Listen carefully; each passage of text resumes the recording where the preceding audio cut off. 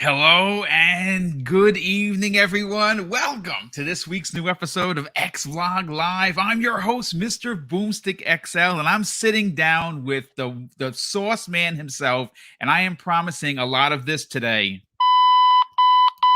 because I imagine he's going to have a lot to say about Dan Smooth's Jim Ryan and his concern for gamers when, well, really? Is he concerned for gamers? Because hell, he's not even concerned for his own gamers. And of course, I'm talking about the PlayStation Nation when I break down a list of things that he's done that some people are applauding that also need help. But Gaz, what's up, brother? Well, Hi, how are you? well, I'm Good. doing fine. Hopefully, you're doing fine. Welcome, dude. How's everything?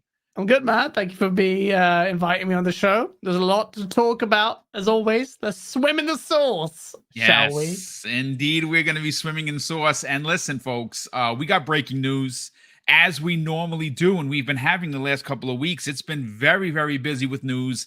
Of course, we're going to talk about Jim Ryan and how he is not for gamers, and we're going to break that down. And I know Gaz has a lot to say about what he's done.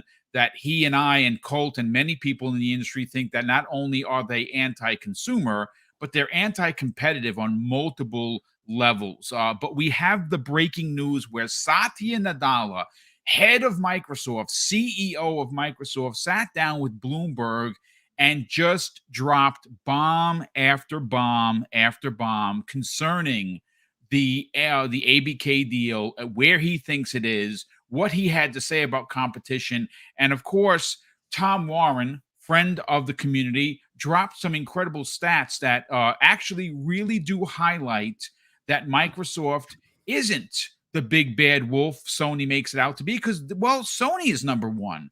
And as a matter of fact, it was proven today with the stats that we're going to talk about that Microsoft isn't even number 3 in the world when it comes to the business. They are number 4. Ahead of them, of course, is Sony at number 1, Apple, and then Tencent. So it makes me wonder, what in God's name is Jim Ryan talking about when he says Call of Duty becoming in the control of Microsoft will somehow stifle competition? It won't be right for his gamers or gamers around the world. But we're going to break that down. But listen, folks, let's talk about one of the bigger aspects of this story from Get. And of course, I'm talking about, well, all the things that, Sony continues to do for their so-called gamers. And obviously, Gaz, I want to. I'll read the list of what I have. If I missed something, by all means, please don't hesitate to add to your conversation. But this is what Sony has done this generation, which is only 2 years old, Gaz. $70 games, $10 upgrade fees for games on PS4 to PlayStation 5. There's a cross-play tax that they charge publishers and developers, allowing you to play with people on Nintendo Switch, on PC, and of course on Xbox. PlayStation Plus, their new premium, a streaming service that's very similar to Xbox Game Pass, is $3 more, but doesn't offer day and date games. There's no cross-buy on PC, no smart delivery whatsoever. They just raised the price of the PlayStation 5 $50 at a particular time, Gaz, where, what do you know, those consoles are becoming more and more available, and they're cheaper to produce. And we have that broken down with Austin Evans' incredible video where the 1200 series is a lot cheaper, it's lighter, it's faster to manufacture, but all of a sudden, Sony has those available at the same time, guys, that they're charging $50 more. And of course, people like me who really enjoyed the PlayStation VR have now learned that, well, for the payers, their PlayStation VR 2.0 is not backwards compatible with the 30 games that I currently own, 15 digital, 15 physical. So I guess I'm shit out of luck. Listen, let's talk about Jim Ryan when he says he's concerned about gamers. But is he? Is he, Gaz? First of all, wow, you just delivered a fatality on Jim Ryan and Sony's practices. There was he'd even go up to grab some oxygen. You went out and expertly listed a whole series of PlayStation's mess ups, should we say, family friendly. And yes, great way to set up this whole angle of Jim Ryan, or exposing Jim Ryan's crocodile tears that he deploys to regulators as he boo-hoos in his number one place. You know that little meme where the guy's crying with notes in his hands, he's just wiping away the tears? That's Jim Ryan. And so like we've said this before, it's just such bad posturing on, and just a lot of hubris, a lot of just you'd push that statement out almost hoping that there would be no scrutiny, because if there's any appreciable scrutiny or any counter for Microsoft, which is, as we hear, is forthcoming, Satya Nadella getting involved, it just exposes Sony's desperation. And really, this is the thing you need to really hammer home. Does PlayStation actually give a shit about competition? Because if it did, if it had a real appetite for competition, then it wouldn't be dropping statements like that. Or Jim Ryan doesn't care about the sanctity of gamers. And perhaps this is his job and he shouldn't really care. It's all about self-preservation. It's all about PlayStation. It's not about gamers. So I've said it before, Xbox shouldn't be nice. It shouldn't be kumbaya. They should expose all of that bullshit. And they can very, very easily. You like numbers, right? Well, the numbers are here. Can someone explain to me, by the way, how is Apple third? Apple doesn't do anything in this space.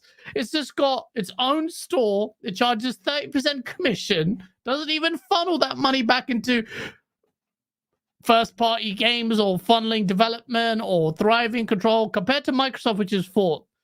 And it's just sitting there. Mobile money. This is what I'm saying, man. Look at that mobile money. Look at it. It's third. Isn't it embarrassing? Boom. Let me turn it around. You thought this was going to be Echo Chamber podcast. You thought I was going to caress your nice head and just, drink from your teats and say, Phil Spencer. Let me challenge you, Boom. You wanted sauce. Let's bring some sauce. Let's bring the sauce, yes. Isn't it embarrassing? Why is Xbox in fourth place? After 3 generations or fourth generation, isn't it embarrassing that Apple is still third? We keep saying, but Microsoft's fourth place. It's fine. Let the ABK deal go through. But then on the other hat of it, you say, hey, Microsoft's beating the shit out of Sony in these NPD figures, which everyone is remarkably silent about. So talk to me. Yeah, chat, you don't like that, do you? Well, you. Listen, all we have to do is look back to pre-E3 2018, and we understand that the Microsoft that was there then is long gone, and there were a lot of management mistakes. Good old Donnie D, and obviously the human roadblock stopped Phil Spencer from doing a lot of investment, right? Yeah. And we know for an absolute fact that post E3 2018 is when the change happened, and that happened at the promotion of Phil Spencer. And from there, he made a lot of promises, guys, right? He made promises on power and hardware. He made promises on accessibility. He made promises on first-party games. And since then, he has done everything in his power to make Xbox a more viable platform. And listen, out of the big three, they're still number 3, right? They're struggling in other regions, particularly in the North, in North America. They are outdueling the PlayStation 5. Now, some people will argue and say, well, that's because the PlayStation 5 isn't available. Or others will say, I think people are starting to realize that the value proposition of what you get in Game Pass is worth the price of admission. But I mean, listen, the numbers don't lie. You asked a great question. Why are they number 4? Well, they're number 4 because they weren't doing enough. And this ABK deal, I can guarantee you, is going to potentially, after it's all been said and done, is going to position them maybe 1, maybe 2. Because remember, what you asked a great question. How is Apple number 3? They don't reinvest into the ecosystem the same way Sony and Microsoft does. But I can guarantee you that when you take, the PC space and you have Blizzard and you're the owner of that, you take Activision with Call of Duty and all of their IP and their developers, and you add that along with King, which is literally a money printing machine.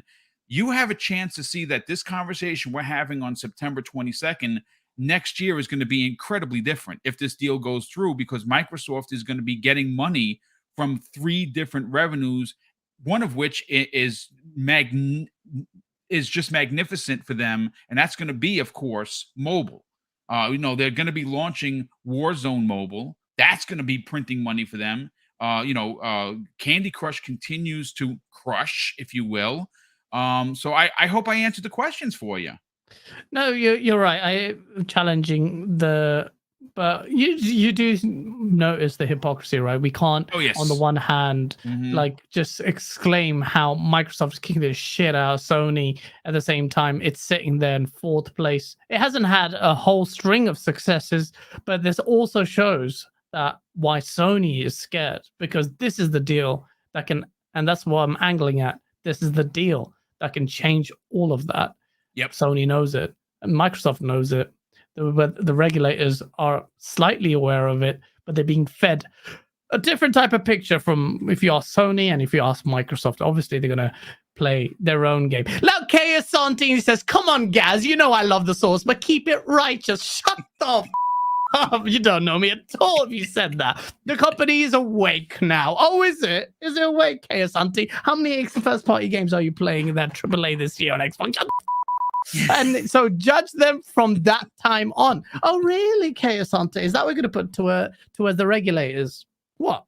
The number 4 is still there. That's the present time. We all know Microsoft just recently started backing Xbox. So why were you backing Xbox last gen? If they've only started, well, I'm assuming you did. There are arguments on both sides, by the way. But my position is clear. I think Sony need to let their balls drop, because it's embarrassing. I also think it's in bad faith. Yes, self-preservation is important, but Satya Nadella, and this is the quote, and I love this quote from Satya Nadella, because because regulators why are the regulators involved? Competition, that's it. Anti-compete measures, that's all they're entitled to regulate and try and safeguard. So what does Satya Nadella say?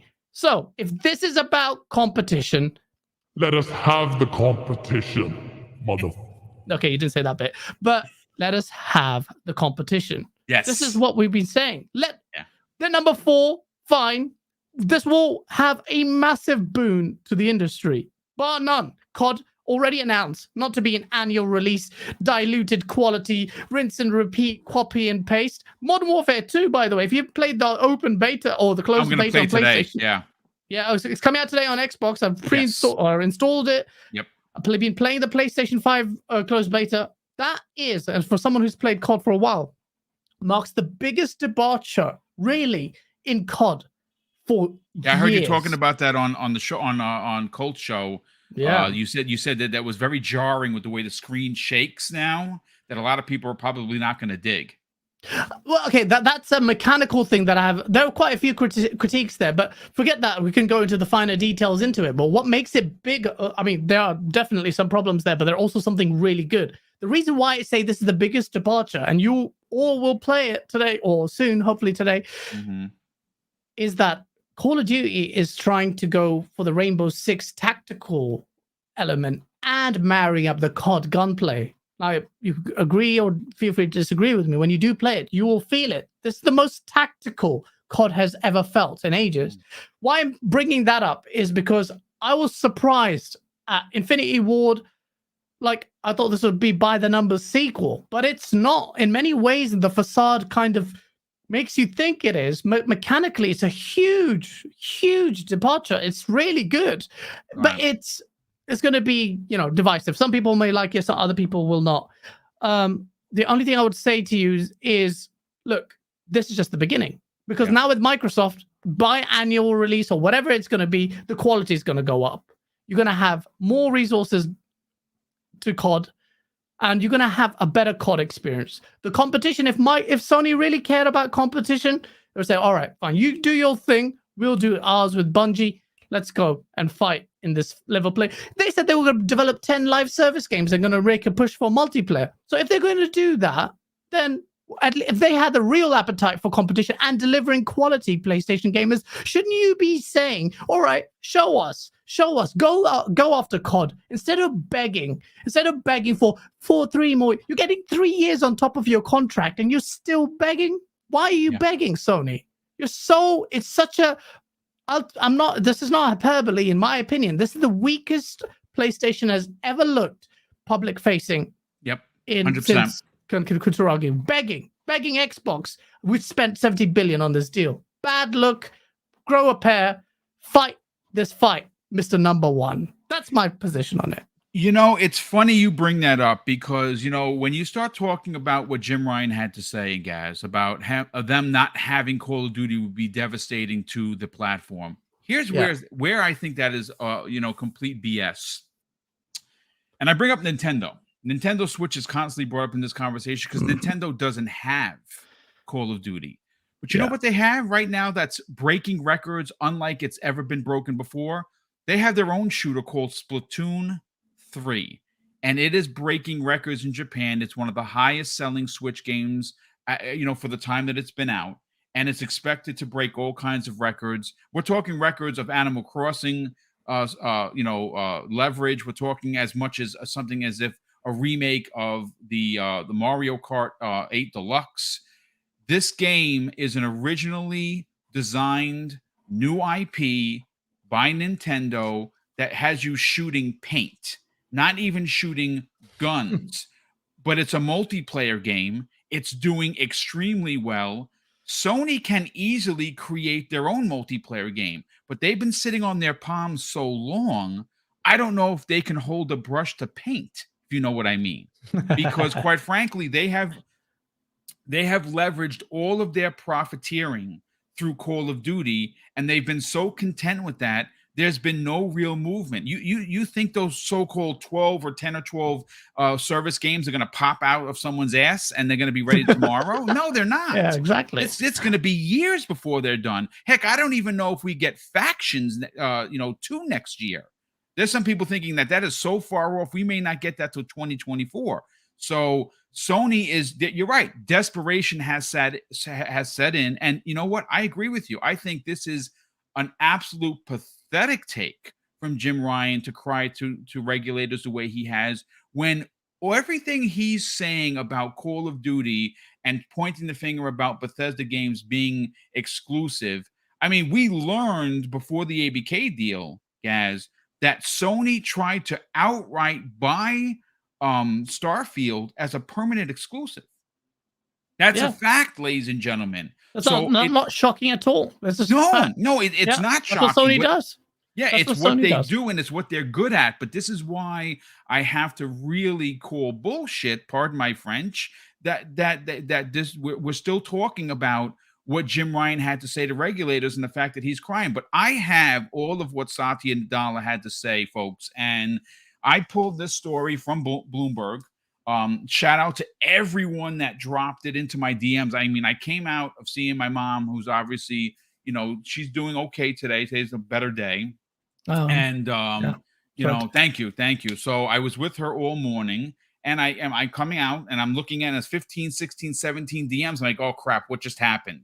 And I look at this big interview. So I'm going to break down exactly what he had to say. And this comes from Bloomberg.com. And the article says, best friend. Yes. Jason Schreier. Jason Schreier. Yes. Number one Xbox fan all of a sudden. I can't believe that. It's shocking to me. They say this. Microsoft Corp Chief Executive Officer Satya Nadella said he's confident that the company can gain regulatory approval for its $69 billion purchase of Activision Blizzard Incorporated, even in the face of an in-depth regulatory probe in the UK. And this is directly from Satya Nadella, and I quote, "Of course, any acquisition of this size will go through scrutiny, but we feel very, very confident that will come out." And obviously, this interview was done on Bloomberg television. But that's not all that he had to say, ladies and gentlemen. He continues by saying the constraints are real. Inflation is definitely all around us. I always go back to the point that in an uncertain time, in an inflammatory time, software is a deflationary force. And he also continues by saying, we are going to be more deliberate. And he also continues when he says, Microsoft will be taking the same kind of medicine, which is doing more with less. We have many businesses that are really doing super well and will continue to grow, but we will also be looking at what the macroeconomic situation is. And I do want to go back to your point about where he says if you want competition, let there be competition. And I think that is a huge point of contention here, Gaz, because what it actually does is line up. I think the ducks are in a row. I find it very hard. And again, I'm not an acquisitions lawyer. I really have very, very small knowledge of what looks like a good case or it doesn't. That's why I'm glad you're here, because you understand business law, and this is where your expertise comes through. Just looking at a broad picture, taking the brush and just doing a broad stroke, it does look like many of the claims from Jim Ryan and Sony are not only a farce, but complete rubbish. And when you look at the numbers, and the numbers don't lie, ladies and gentlemen, Microsoft is fourth. Gaz asked a great question. Why is Microsoft number 4 when they have all these resources? Well, that's because Sony is doing that well. That's because Apple and Tencent are doing that much better. Now, things will, in fact, change when the ABK deal is officially approved.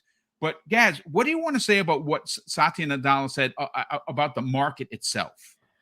I mean, none of what you were saying was out of kilter there. Inflation is reality. It has hit us, especially in the UK. We've got the worst inflation out of all the G7 countries. So it's bad. Everything's 18% really expensive for you guys. Yeah, it's bad. It's crazy. Yeah. So the bits that I'm trying to get my head around is this notion that software is the deflationary force, and him saying we're going to try and do more with less. Yep. Which seems to be a bit of a contradiction considering the $70 billion deal on the table. There's definitely a lot more. Yeah. So it's not small, for sure. What does that actually mean? Like doing more with less. Microsoft has been doing less with more for a while, and we've been asking the question, well, when are the games coming? Mm-hmm. So this in line with the fact that, so in context, they say the company has been, so I think this is more on the hiring side. The company has been slowing hiring, which is a reason why 343's problems are compounded because of the reliance on contractors, eliminating many open jobs, including Azure cloud business. Bloomberg reported this, and Nadella says that the company will keep growing in some areas after adding approximately 70,000 workers during the pandemic, but they say they're going to be more deliberate. That means they're going to make sure they can, rather than wide swaths of hires, they're going to be positioning them here. Where does that lead gaming, for instance? What does that mean for the things that we're interested in? 343, are they going to get proper full-time workers? There's a hiring freeze there. Is that going to have adverse, an impact on gaming? But ultimately, look, I don't know if I would say Jim Ryan's arguments are full-on farce. Yeah. It's how you angle it. Competition is important. Thing is, Sony And I don't have much sympathy for Sony because Sony sat on their hands riding the whole single player wave and all the goodwill that came from it. Whereas Xbox, but with their foresight and understanding, and a lot of what us fans who are multiplayer fans, let's be honest, a lot of Xbox fans are multiplayer fans. That's hence why we like Xbox. But they were right. They were right on the focus on live service, which a lot of Sony fanboys decried or bemoaned. They were right on multiplayer focus and the community focus. Sony copied Microsoft. All of the PlayStation 4 gen was actually copying Xbox 360. Easy to develop hardware, focus on online, fixing party chat we didn't even have. All of that integration into it, they were copying Microsoft. Now all that narrative has died.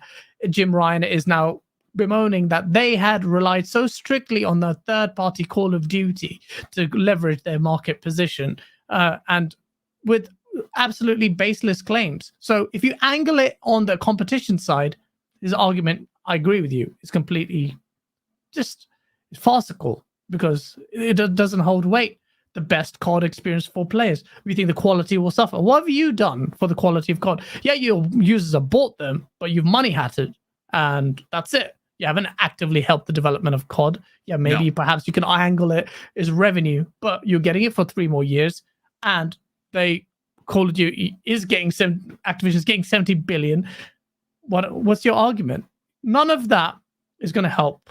So I understand, unless these regulators, I'm very confident the deal will go through, by the way. I'll be shocked if it doesn't go through. But if somehow, and Kayasante keeps thinking, Kayasante, that Sony will get a massive win if he forces the deal out. I don't think it works that way. Sony has a say, but they shouldn't have a sway on the regulators when it comes to agree. The decision making. Because I think what he was referring to, and we've had this conversation, Gaz, many times, I think what he's referring to is if they get the regulators to turn around and have some sort of consent decree that comes in and says, instead of the 3 years you suggested, we want it to be 5 years on top of the remaining 3. That's where I think he has a win. But I got to be honest with you. I think it's going to be hard for them to actually get any more than the 3 years that Microsoft offered on top of it. And here's why. I shout out to Kia Walker in the chat, who continues to dazzle the DM with incredible posts that he puts in here. And a part of this interview where Satya Nadella had, and he sat down with Emily Chang TV of Bloomberg. She's the host of Bloomberg and Technology and Studio 1.0. And he specifically said this, and this is where I really want to dig our heels into here. And I think that this is why any regulator is going to allow this deal to go through. And he says this: Sony, the number one player in the gaming industry currently, has already made several recent acquisitions to continue to grow their brand. And I think that when you look at, again, this is, I'm not a regulator, folks. I'm not. I mean, maybe I'm going to look through some green colored glasses, and you're like, oh, that bot doesn't know what he's talking about. He's just drinking a Kool-Aid. But I think that if you just stop for a second, we stop giving ponies and bots and all this other stuff, and let's just look at the big picture here. Microsoft is number 4. Sony is number 1. And I should be holding up the middle finger because F Sony with the things that they've done to the people like myself that continue to buy their shit. But when you have the number 1 person in gaming complaining about the number 4 person that's about to make a big acquisition to make competition, to make Sony be better, because that's what competition is. It drives one. The reason why Microsoft is as aggressive as they've been, folks, is because they got their teeth kicked in for 10 years, folks. A decade worth of PlayStation at number 1. Now, everybody that was claiming, oh, I want to see Microsoft complete. Yeah, that's all I'm asking for. Now, all of you people that said that are now making videos about how this is unfair and how now Call of Duty sucks, right? Call of Duty's ads. It's average, garbage. But when it was on PlayStation with all the exclusive stuff, it was number 1. I think that this statement alone, Gaz, is enough to just common sense wise. What you said earlier, if you want competition, let there be competition. What are your thoughts? Yeah. No, absolutely. Let there be competition. Counter-Strike and the checkers. Whenever I defended PlayStation, that's all you do. Are you completely blinkered in all our chats? Always, it's all you do. I genuinely think he may be Jim Ryan's son. No, and who's this?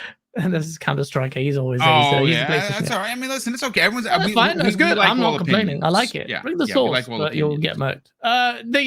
Look, we can talk about this ad nauseum. It's almost like the FTC is not even formally involved, and now we're seeing just the CMA's impact on it. But all of the arguments are coming to the surface, and you're hitting the nail on the head there. Look, if these regulators and the FTC is going to be watching quite eagle-eyed with the rationale deployed by both sides, when they get a hold of it, I think this could be one-sided. If you think of it like the only way this could fail is if you could angle that this is anti-compete, and the only potential argument is cloud. But then, the CMA angled it as preventing, in their phase one, saying potentially preventing new entrants in the space. Look at Apple. Apple's third. What appreciable attempt has it made in this space to add competition? And yet it's third. Yeah. And that's a viable entrant. If anyone, Sony is poor compared to Microsoft, compared to Google, compared to Apple, and Amazon. But all those guys can enter at any time.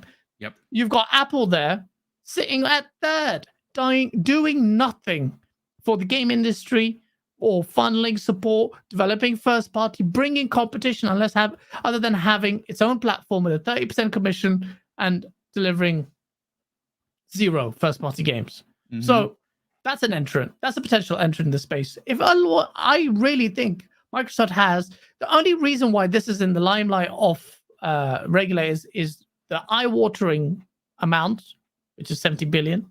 Right. Biggest in history. And the impact of COD, the Call of Duty. But let disrupt the market, shake the market, bring competition. And if anything, my view is the FTC or the CMA or any regulator, they need to actually welcome the move. They need to welcome the move and say, this is what's going to actually invigorate competition in this space.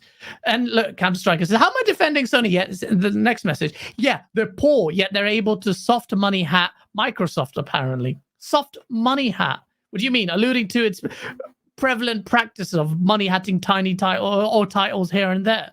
Yeah, they're poor. Counter-Strike, they're poor. That's why they're begging. They can't be in this space. Yet you contradict yourself, your own self here, because in a few messages at the top, you just said, how can it money it's not even, where is it? Look, there's a message from here. It goes, I'm gonna try and find it, where he says, how can he can't even money hat? He doesn't have enough money to counter Xbox. Here it goes. How in the world could Sony out money hat Microsoft? That makes entirely this is amazing. I'm gonna read these comments back to back from good friend Counter-Striker. How in the world can Sony out-money hat Microsoft? That makes entirely 0 sense. And then he says, poor, yet they're able to soft money hat Microsoft. What the fuck? Pick a lane, bruh. Pick a lane. Soft money hat is your angle now? Like, what? Anthony Chipmunk in good timing says, lol. What do you mean? Well, what do you mean? Look, they're poor. Comparatively, they're poor. I mean, the stats. You want to be a statistician? Want to see the revenue or Microsoft is valued in the trillions. It can buy Sony. So don't come to me with a value of 80 billion or whatever it's worth. It's chump change. But it's strategically maneuvered. They literally have that in cash, Gaz. They have that 70. And here's the other thing. The 70 billion they would have spent if the deal went through when it was first announced, they made back that quarter. Yeah. They made $71 billion that quarter they announced. They made more money that literally covers this deal. Yeah, absolutely, bro. There's no way on earth, unless the future is, which I can see happening, another multi like Amazon, Google, something like that. A giant buys Sony and lets PlayStation run autonomously or whatever. Crazy it sounds, but you never know. Crazy things have happened. But ultimately, like, $1 trillion company is not. It's not even. I mean, I don't even know why I'm even explaining this to someone. Sony has been strategic. It has longer legs in this industry. Joined this industry at a pivotal time, building relationships with an entire gen that Microsoft wasn't even involved in, and has since its introduction in this space has money had from Tomb Raider to all the way to present times. So, you need to bring it your good faith argument on competition. All of this falls away. So it's going to be interesting to see.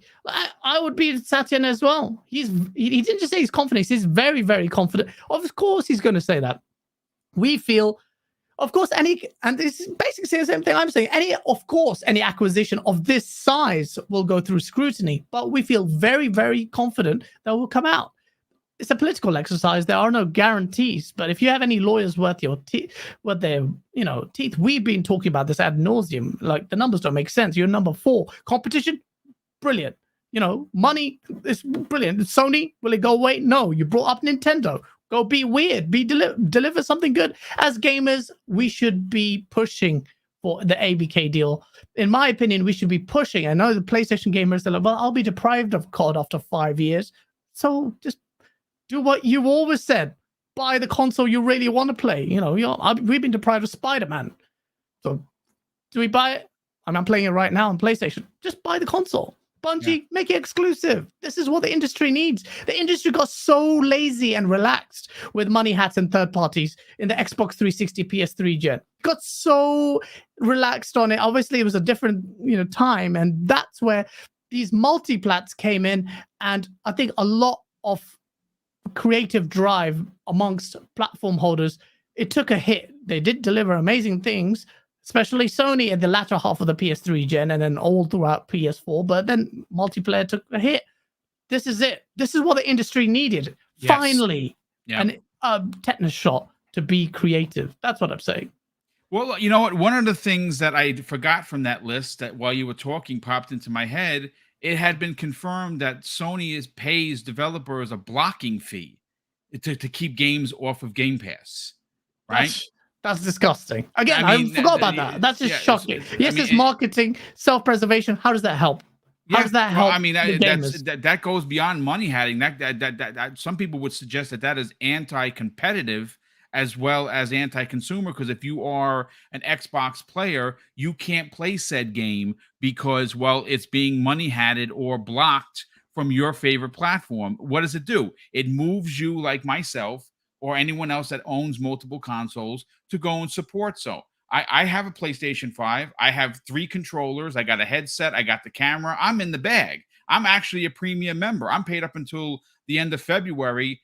So I'm a premium member. I'm in the bag, folks. This isn't an Xbot trying to make sense of it all. This is 2 people that are having a podcast that has that has the CEO of Microsoft dropping the gauntlet, pretty much shutting up anyone's anti-competitive, anti-consumer theories that have been thrown around. We've heard it. It's anti-consumer if I can't play Call of Duty. No one's saying you can play Call of Duty. As a matter of fact, shout out to Tutti Frutti Gaming, who does incredible memes and GIFs.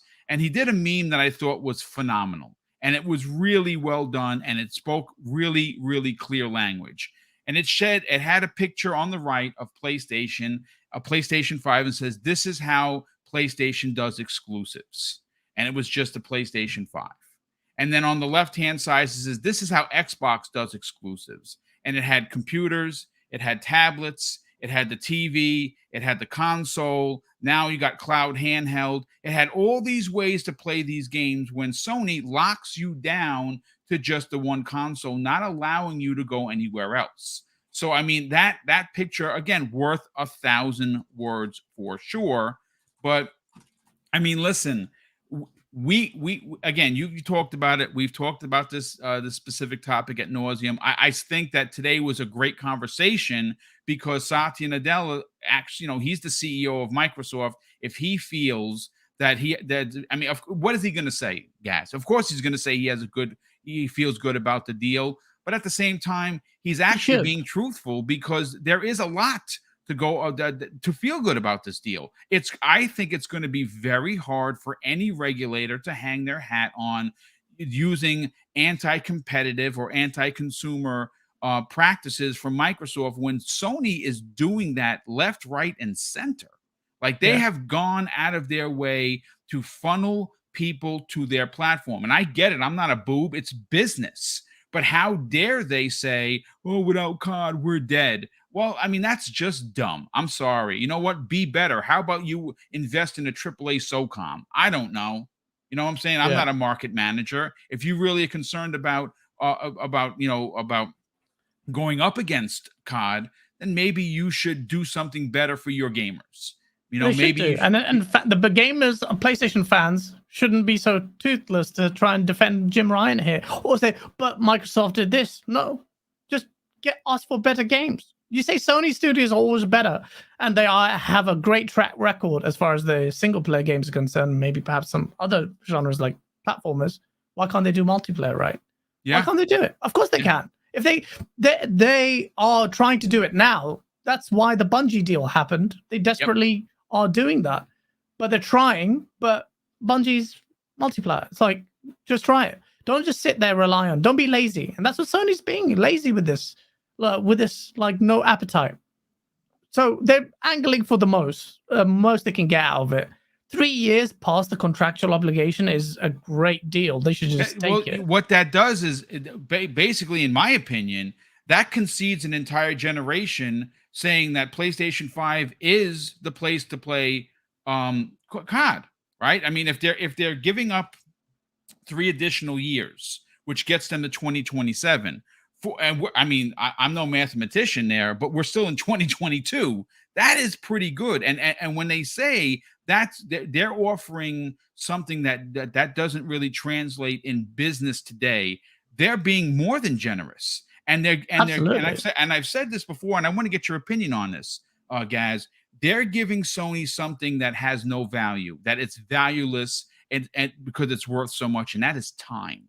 They're allowing them to go and make their own first-person shooter or third-person SOCOM rebranding or rebirth to challenge Call of Duty once this becomes full-on Microsoft property.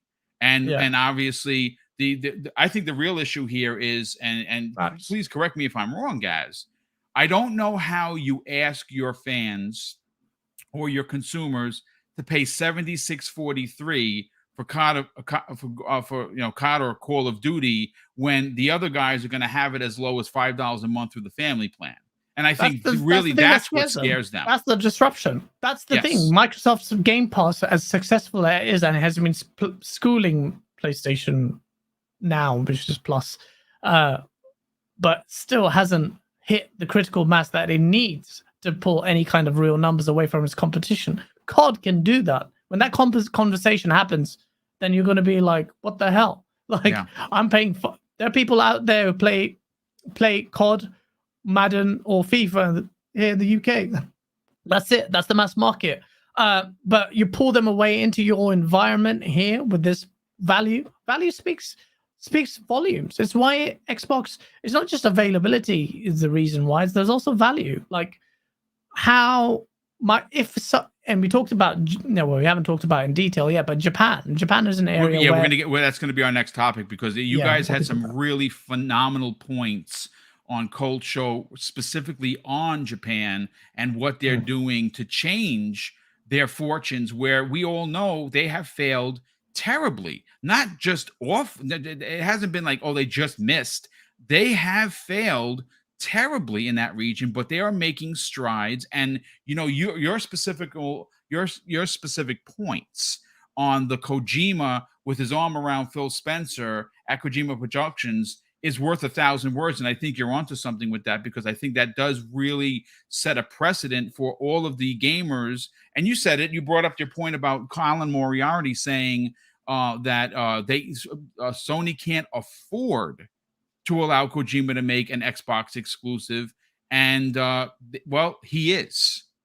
He is. And I think that photo op actually it sends shockwaves throughout the industry and the dev outfit. It sends a message, especially to Japan. Like, Xbox is once again trying seriously, is going straight for the Kojima. Kojima's not cheap. Kojima is weird. Kojima has risks, but he is the top creative personality in that space. It's the reason Colin Moriarty said it. It's bad for optics. Now, hopefully, Microsoft's attempts in Japan aren't just surface level. They have admitted, like, 2.8 million is quite. It's a farcical number, man. Let's be honest, in terms of any real competitor here, because on the 360 gen they tried with Lost Odyssey and Blue Dragon, then after that it just flopped. At the start of this gen, I heard a lot of people in the Xbox community say, "Oh, just forget Japan, it's done."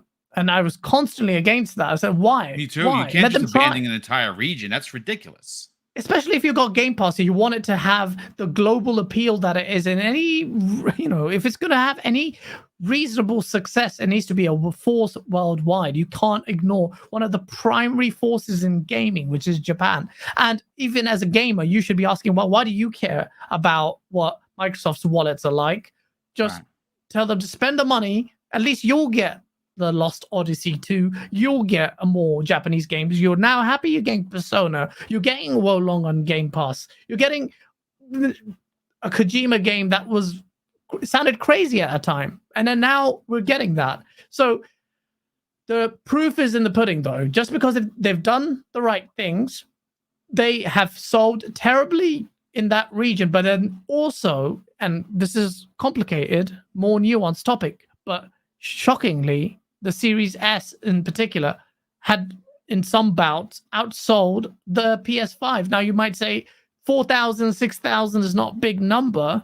I mean, it shows that PlayStation stock shortages are so bad that that's the case. But, bro, 4,000, 6,000 was like, it already outsold the Xbox One through the entirety of this gen in 1 year. That's crazy. Yeah. And that's, you have to double down. And when Sarah Bond, so the thing that I take issue with Sarah Bond's statement, well, not take issue, if I'm just going to critique it a little bit, she's right in what she says, but you kindly pasted it here, in the DMs. We're invested in both the depth and breadth of the titles on the platform. Depth and breadth. And that's exactly how reputations are built. Okay, that's a great line. We see the game creators are more willing to take risks because of Game Pass, because they actually know how they're going to be more able to find that audience. Sometimes someone will fall in love with something that isn't necessarily that big brand name, but is a really, really delightful play experience. That's the thing I take issue with. Her saying someone will not fall in love with something that isn't necessarily that big. Now, absolutely, you're right. We've had loads of indie games like that have made a massive cultural wave, and Japan has an appetite for more smaller games or mobile games, which is why Nintendo and Splatoon, for instance, even dominates, although that's still more in line with your traditional gaming experience. But ultimately, what I take issue with the fact that is, you can't just, this is what Microsoft cannot do, and I feel like they're angling towards doing that, is just say, look, we'll get all these third parties on Game Pass. We'll build our relationships and Game Pass, and we'll get that game that will help us in Japan. You can't do that. No. If Microsoft wants to win in Japan, well, I say win or win by in its own terms, not comparatively. Compete. That's the word. Yeah. Compete. If Microsoft wants to compete in Japan, it needs to send a shockwave. Hideo Kojima is one, but it needs a Lost Odyssey too. It needs to be in the conversation in Japan. A Japanese gamer needs to go, what Xbox? What Lost Odyssey 2? Oh, that game. You have to lead with your big AAA first-party deals or Xbox exclusive. You have to do that. Then rely on the value proposition of Game Pass and all the breadth of experiences that she alluded to. You cannot just rely on just value. Value speaks a lot, But mindshare is dictated by those big identifiers, associations of that console with that quality mark. Lost Odyssey was Xbox exclusive. You need an Xbox exclusive, not just Kojima. Don't just sit on 6 years for him to deliver a risky cloud-based game that may not hit. So what does that mean? Acquisition time. Yes. And this is why I'm saying it's a no-brainer. Microsoft needs a Japanese first party. And not just Tango Gameworks. No, and you know something, Gaz, you are on to something, because if you look at how when Phil Spencer was interviewed by the publication in Japan at Tokyo Game Show, when they talked about if something that they're working on turns into an acquisition, they're ready for it. I think it's safe to assume that they're going to be, they will add studios like IO and Avalanche and Asobo and a few others that they're working with, very similar to what Sony has done over the years. Sony has worked with some studios like Blue Point. They acquired them, right? Insomniac, they acquired them. So I think that you're going to see those acquisitions happen. But I think you're onto something here where their next, groundbreaking, earth-shattering conversation, like we've been talking about when Bethesda was announced and now the ABK announcement, I think that their next big push is in the land of the rising sun. And I think that is what, and I think you're absolutely hitting on all major points here. If the Kojima game, whatever it may be, and everyone has some great opinions. I know, again, you guys talked about it on Cult Show where you were referring to it, to Death Stranding, it being an advancement of what the world building there is like, but it's now using the power of the cloud. If Kojima's game comes out, let's just say, and it comes out in 2 years from now or 3 years from now, and it's a 90 meta game, and it's it's shaking the foundation of gaming, but it's an Xbox exclusive, it's that one instance in time that could potentially shift the market for what was an Xbox. What is this Xbox thing to, I have to have one of those. What are your thoughts?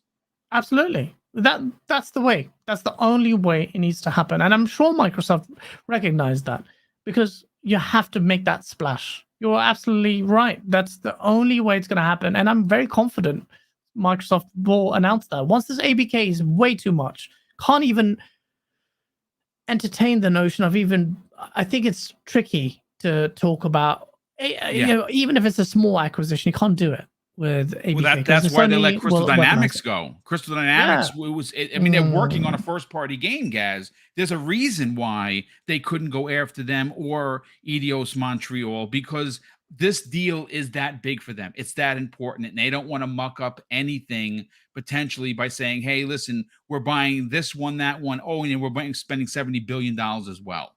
Yeah. No, absolutely. If all this comes in timing, the ABK deal was very short, like Phil Spencer said. Like, he just came in as the opportunity came in, strikes.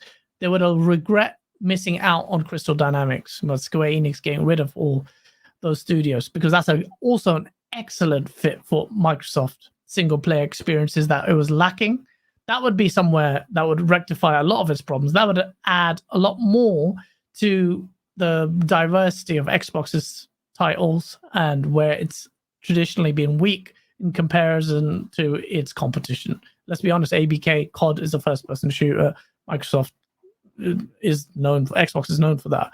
You've got other areas like World of Warcraft, but there's no competitor really in its space, in Sony's space. Diablo, fine, that's great, but Overwatch, another first-person shooter, Crystal Dynamics was a great one. But, those opportunities come and go. They took the ABK deal because it's a pivotal moment, lots of money. Whether or not it's going to be worth the hassle, I don't know. But you were seeing now from Tom Warren, that could change the tides in terms of revenue. It's a big deal. It's a big deal. I'm glad it's happening. It's sending a shock to the industry. But as far as Japan is concerned, the same thing needs to happen. They need to either build a studio, which I don't think they should do, because the initiative gives me bad feelings about that, but they should try, and if possible, and I know there are some questions about jurisdictional issues and Japanese developers being bought out by an external American entity, companies and stuff. international Yeah. entity. Mhm. But they can have joint ventures. JVs happen all the time. So they have joint venture agreements that are essentially almost like acquisition or a long-term joint venture agreement with the Japanese outfit. Or you can just hire Japanese talent and bring them over. It's all about talent. It's all Create about new the people. studios.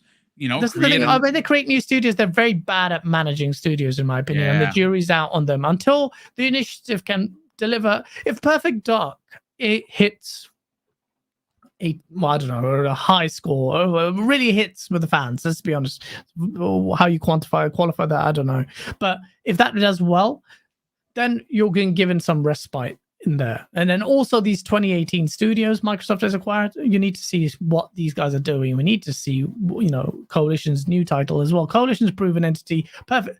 Playground Games, fine. We need to see them deliver Fable properly. But what about all the other studios? We need to really see them deliver. So I'm a bit sketchy on it, but ultimately that's what this generation is about. Microsoft proving its worth about how it delivers first-party content well for the first time, because now it's all in on gaming.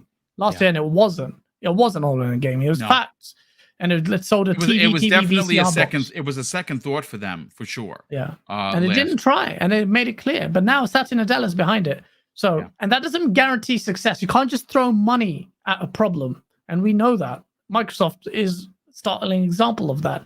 343 is a startling example of that. So is Halo Infinite, but ultimately, if you're going to make a smash in Japan, you need a big AAA exclusive. You need to. You've done that with Kojima. Great, excellent, well done, Microsoft. I think people are so spoiled that we were exclaiming the notion of that happening. It was great. Didn't make the showcase E3 whatever event great itself because it was leaked and dampened it. But think about what Xbox is doing. They've gone straight for the jugular with Kojima, but they need to do more. It's a very hard task. You're talking about trying to dislodge years of Sony's legacy in that space and Nintendo, and you're an alien force in that space where people can't even sometimes recognize your console. I don't envy the challenge. It's very hard, but Microsoft can do it. I'm confident if they deliver the quality. Ultimately, always in this space, the games speak volumes. 100%. And you made mention of something that I thought was brilliant. Lost Odyssey is an IP that's exclusive to Xbox 360. I've been saying for many shows first of all, guys, we got to welcome in nearly 600 people here right now, which is thank you so much for. Yeah, it's absolutely crazy because this is still a small channel. If you're new and you're finding the channel for the first time, please consider subscribing. That would be great. That would be super cool. We're on the march to 12K. Hopefully we can hit that before the end of 2022.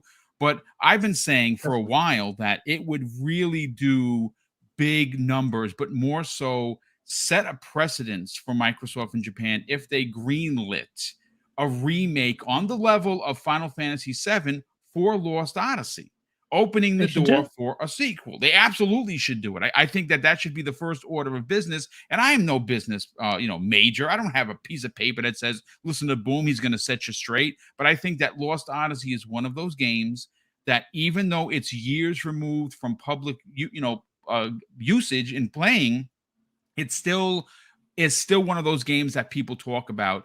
And it's one of the games that would break the headline news. Lost Odyssey 2 remake in development, and it would be a big deal. But let me catch up with some of the super chats, and I want to bring up a comment from someone that is constantly in the chat, and I appreciate him here. But obviously, I think he's not being forthcoming with his comments. But let me catch up on the super chats. The first one of the day comes to us from our very good friend Sith Lord, that has gotten some great news that he shared with me. That is awesome, brother. Again, I DM'd you, so just check your DM. He drops an outstanding $2 super chat and says, "Bringing the sauce. Happy birthday, guys! Today's your birthday, guys. I didn't know that. No, it's I know that. I know that's the running gag. Every day's your birthday." Drawn TJ drops a very generous and outrageous $20 super chat and says, "Hey, Boom, hi guys. Microsoft needs to go and buy Bandai Namco next, then go get Sega and do the deal where all of their games come to Game Pass day one and then go to Capcom. Yeah, I love what you're putting down, but if they get one of those three, it's going to be big. I think I like the Sega play personally because I'm a Sega stan. Everyone knows that. I'm right there with Everborn Saga, but I'm not going to. Sega is the one. Yeah, the reason why Sega said is like the value of Sega's IP is more questionable because the quality output hasn't always been there. But why is Sega so good for Xbox? Is their that presence thing. in Japan? Yeah, the shockwave of the name. What Yes. Sega is an industry legend. Yes. Sonic was not been the games haven't been that great, but Sega, Xbox, boom, Dreamcast, Synergy, everything. The messaging, the Japanese. You want Japanese people to take notice? Sega. But, yeah. But No. let's see. I absolutely agree. I think Sega's the play personally, and if Everborn Saga is listening, he's smiling, and if Keasante is listening, he's crying because all he does ever hear is the talk of Sega. Jacob Novick drops an outstanding $10 super chat and says, "Hi, I can see Xbox doing something with Epic Games, buy, invest, or something else because Fortnite is free with xCloud. The Fall Guys devs made Gears pop for mobile. Epic created the Gears IP, not Xbox," and that's absolutely correct. I mean, they're working hand in hand already, and I think that's something to be. Sony works hand in hand as well, and it has a stake in it. They have a stake in the company, yeah. But I don't think it matters for Sony, to be honest with you. I think that Microsoft really is the one leading the conversation there. But again, that's just my opinion. Highlander 001 drops not one but two super chats of $5. And the first one, he says this: "Hate to tell Sony ponies, this is what competition looks like.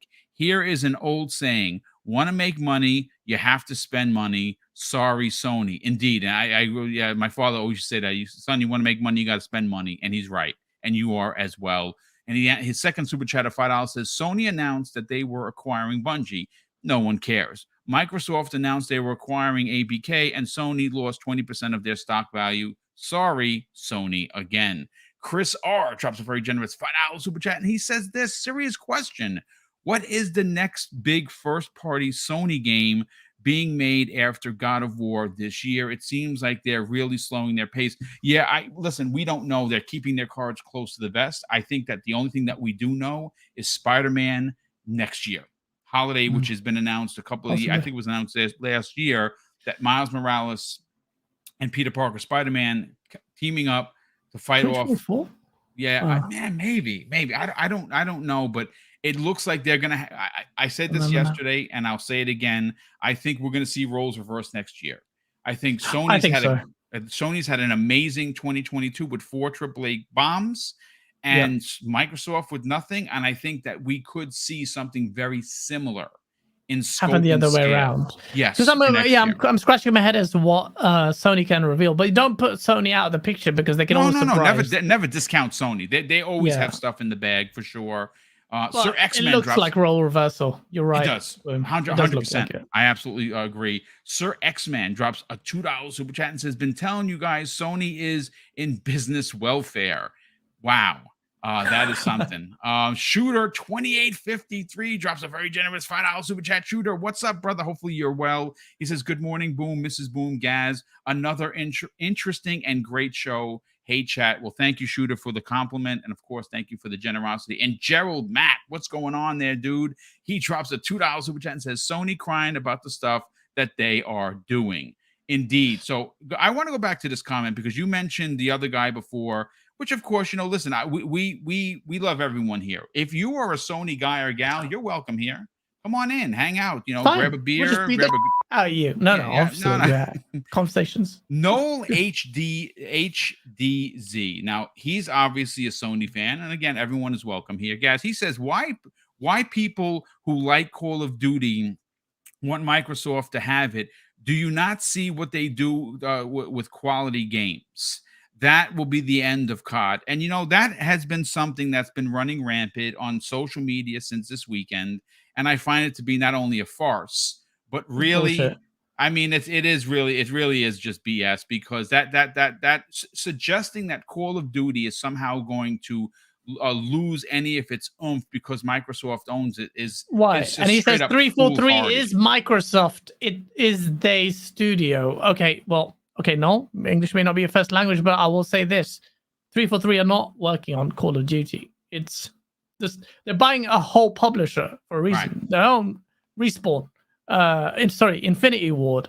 That's it. That's their the same developers are developing the game. Unless why would Microsoft explain the rationale to us? Explain to everyone in chat. Oh, he's saying right Duty, now that Microsoft aren't doing anything, is what his they get rationale. More money, less pressure to keep churning out COD. Same developers. Yep. Explain to everyone why Call of Duty will suffer. And like Sony is really good at making first-person shooters, right? Also, note that and this is a correct statement. I saw it in the chat. I don't know who said it in response to Noel. COD 360 days.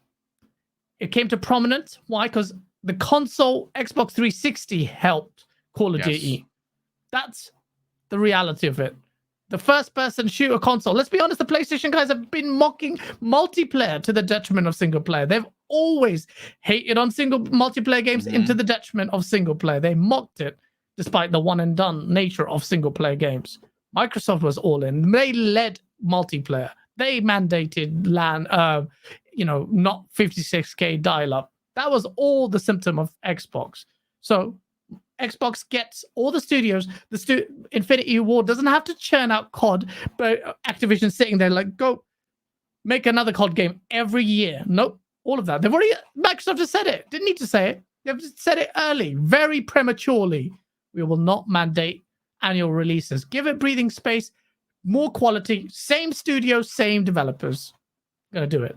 343 is not there. Bonnie Ross is not there to ruin COD, so don't worry. So yeah, I don't know where you're coming with this nonsense from. It's just coming from a position of insecurity and grasping at straws. If you had any basis for that in detail, I'm more than happy to hear it. I think you're onto something, Gaz. I get it that there's a subset of the Sony community that will never want to buy, and I think really that's what it comes down to: a console preference. They don't want to be forced to buy an Xbox. Whereas, if I recall correctly, folks, and please, we got almost 600 people here. Correct me if I've been mistaken. When I specifically said I love Spider-Man 2018 so much I platinumed it. I'm one trophy away from platinum and Miles Morales. I love this game, but I would love to play those games, a Spider-Man game, on my Xbox. You know what I was told? Buy a PlayStation. Right? Exactly. Well, if it turns out that Call of Duty does eventually leaves multi-plat and becomes Xbox exclusive, then my statement to you is, well, get an Xbox or play on your $5,000 PC that we know all PlayStation fans have, which they've been touting. I don't need an Xbox. I have a PS, a PlayStation, and PC. Awesome. Well, you know what? Microsoft is giving you that ability to play on PC, on your tablet, on your phone, on the new handheld. More than anyone, Microsoft is open. You can play it on your mobile right now. Play it right now. Yeah. It might not be ideal for you. Buy a PC. Those magical PCs that you used to keep deploying when Microsoft announced all their games are coming day and date to PC. What happened to them? They just suddenly disappeared. No platform holder is as open as Microsoft when it comes to enabling you to play their games on a variety of devices. Prove me wrong. What's even more so than to add to that comment, which I think is incredible, Gaz, is the fact that Microsoft makes it more affordable and allows people to be a part of the conversation, even if your station isn't a millionaire, right? And that's incredibly important as well, because again, right now, Game Pass is the best deal in gaming, and they haven't even released a family plan here in the States. It's the most competitive value subscription in gaming, and we hear it all the time. We've got a great community from all over, man. We've got people from Asia, we've got people from Brazil, we've got especially with inflation, especially with times like this when money's hard. Game Pass is a service that's so good that people think it's too good to be true because Microsoft can't sustain it. But as a consumer, it's opened up everything to Yes, there are questions on quality. Yes, they have to be consistent in delivering first AAA, but you're getting Deathloop on Game Pass. You've got it now. Like I paid full price for it on PC. I paid $70 for it. I got it on PlayStation 5. Yeah, I I know you're bought getting it. Like someone in Brazil, like you live there. Like my cousins in Pakistan, their family live there. There's no chance. It's not sustainable to pay $70. Do you know how much is $70 in Pakistan? It's like there's no way. But Game Pass, they get to play it like in the way that's affordable. It's almost like it reminds me of the time where I used to pirate games. Yeah, I did pirate games. I was in Pakistan. There's no chance I could have never experienced those games. There was no notion as a kid for me to experience all those amazing PS1 games, which I did. Because of something like that openly. I always said about piracy, people view it in a different light. But it opened experiences to me, which actually enabled me to have an experience in gaming which I wouldn't have. And Game Pass is the closest equivalent to that. It's just beautiful. Like, but there's the jury's out on the quality. What I don't like, and MBG got a lot of flack for this. The people keep saying, yeah, but Game Pass. I'm getting annoyed at people excusing, and make it very, very clear, excusing Xbox's faltering in the quality mark by just saying but Game Pass. No, that's unacceptable. I will not. I will not sit on that as well. Yeah, I wholeheartedly. In my agree opinion, you should you. stop that. No. I absolutely agree. I think that we cannot rest on it's in Game Pass, so it doesn't have to be quality. That's ridiculous. Yeah. I think that I think every Xbox gamer wants PlayStation type of experiences like Hellblade, which is expected to be a very similar to the over-the-shoulder, story-driven, adult theme kind of game that they're used to. I think, and again, I make no qualms for my love of Halo Infinite. I know that a lot of people are like, well, it's not that good of a game. Then you haven't played it. You haven't played the game. The game is phenomenal. It's one of the best shooting mechanics in gaming. It's just lacking as a games as a service. It should not have been released that way. It should have been released traditionally and eventually made a gas game. The game needs content. I stopped playing it because there's not enough content. Yeah, the game sucks. I've spent over $100 in both seasons. I'm not ashamed to say that. I also finished both season passes.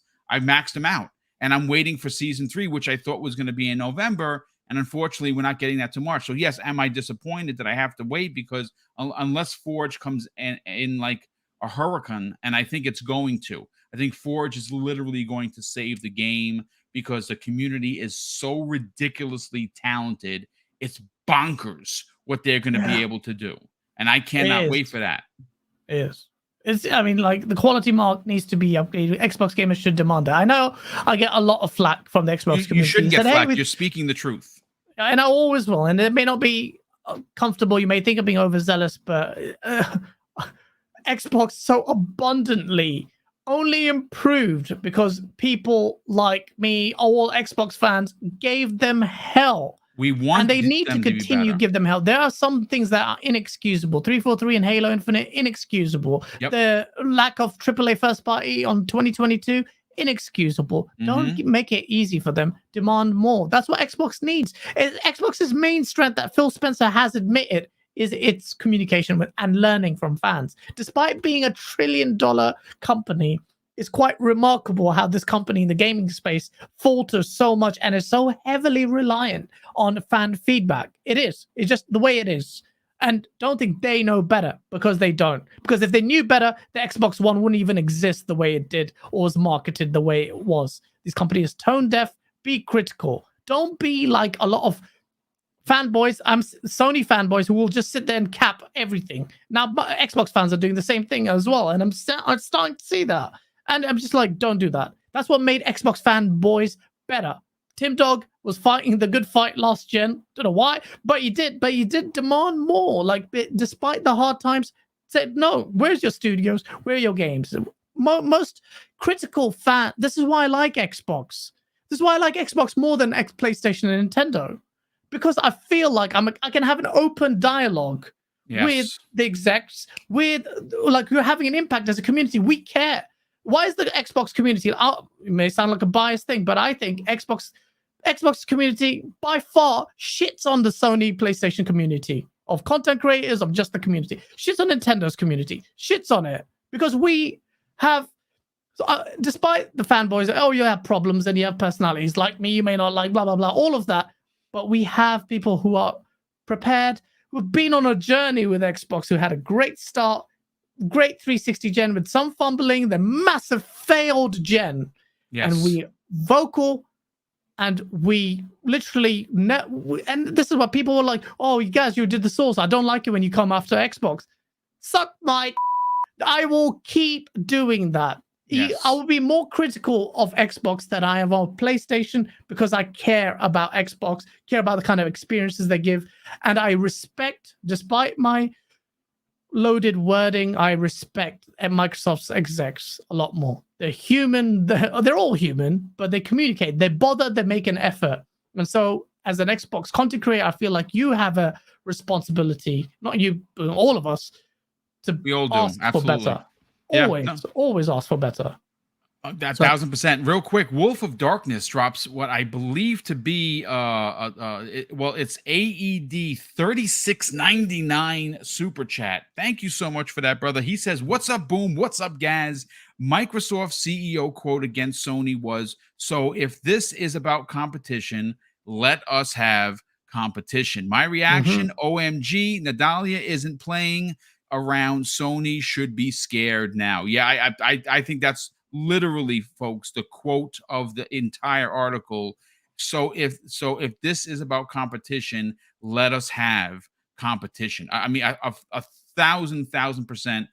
Gaz, I want to get caught up to date with the super chats, and then we're going to sell your brand a little bit. I want everyone to know where they can play, where they can go and subscribe to Game On Daily, where they can check you and Asa out each and every week, and of course, you with Colt making that show that much better. Let me just bring up a few other super chats that popped in here. Gerald Mack, good friend of the program, drops an additional and very generous $2 super chat and says, MS/Xbox gamers, true protectors, only ones who can. Indeed. And Retro Rich, what's up, dude? If you are new to the channel, brother, welcome with open arms. He drops a £5 super chat and says, if Microsoft buys Sega, I would love them to focus on Sega's arcade games and games that appeared on the Dreamcast and OG Xbox. So many unused, loved IPs. Yeah, listen, the first one is Jet Set Radio.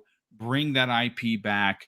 Bring Virtual Fighter back in a big way to challenge Street Fighter 6 and everything else. Bring a Crazy Taxi. Bring a Panzer Dragoon. Go! If you, I mean, just go crazy, because I'm a Sega stan. I'm a huge fan. My favorite console of all time, guys, of all time, is the Dreamcast. I have 86 games in storage, most of which are imports. And back then, you could not find a better fighting game console. They loved SNK and Capcom, and they put out some of the best content ever on that console. But Gaz, thank you so much for sitting down for almost an hour and a half. Sell your brand, brother. Talk about Game On Daily. Talk about what you and Asa do each and every week on your channel. Talk about GameOnDaily.com, and more importantly, what else you got going on, and where could people reach out to you and strike up a conversation, or a saucy conversation, I might add. Thank you so much for having me. It was a great chat. Got a little bit fiery, but that's what you had. That's part of the sauce. As for Game On Daily, we need more hits. If you're not going to get it, it's going to become a porn site. Do you want us to be a porn site? No. Please visit GameOnDaily.com and register on the site. I have enjoyed this show. And this will be the last show I'm guesting on for quite some time. Only because I've done 6 shows in 7 days. I've hardly slept, and this is the perfect way to end it. On a high, when my energy is high, and with the lovely, illustrious Mr. Boomstick. And I'm going to take a break to deliver content, because yesterday, my videos, YouTube is brutal. Someone left a comment, and he was on the dot. He goes, look, Gaz, you're breaking your back on other people's show, but where's the content on yours? Yeah, And, I agree. like, I agree. I absolutely like agree. the source video, I've been working for a month, and I'm sorry, and you're right. I feel like a responsibility. I want just the quality. I want to raise it. It has to be better than the last video.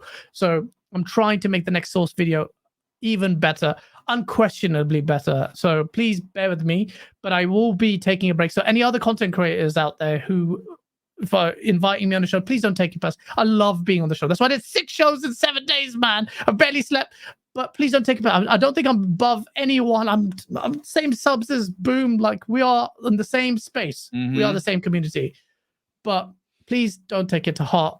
I need to do better for my subscribers. You I need to absolutely deliver the do, quality. and you do a great job. And any help that we can help, anyone that has worked with Gaz that wants to see Game On Daily succeed, we got to help them push their content out there, because they do a great job over there. They work really hard, and it's literally the least I can do. At least I'm going to do on this side of the Thank you so pond, much, is make sure we push your content along with people like Rand and Colt and Dealer and so many others that come each and every week to deliver content. And you know something, folks, it is technically free. We get super chats, and of course we're all incredibly gracious and grateful for the support. But people, you know, some people aren't even at 1,000 subs, and they can't get monetized, and they can't get super chats, and they still deliver their content each and every week. So I want to see the good guys win. And Gaz, Asa, and the rest of the crew over there, all great people. Go support them. And of course, I'm going to close out the show with something that is important to me, Gaz. Hopefully one day it'll be important to everybody in the chat. And that's something that my dad taught us when we were kids. And he would say, Craig, treat others how you want to be treated. And also, it doesn't cost anything to be nice. You live by those rules, son. I can guarantee you're going to have an awesome day. So take care, everyone. We'll see you next week on the newest episode of X Vlog Live.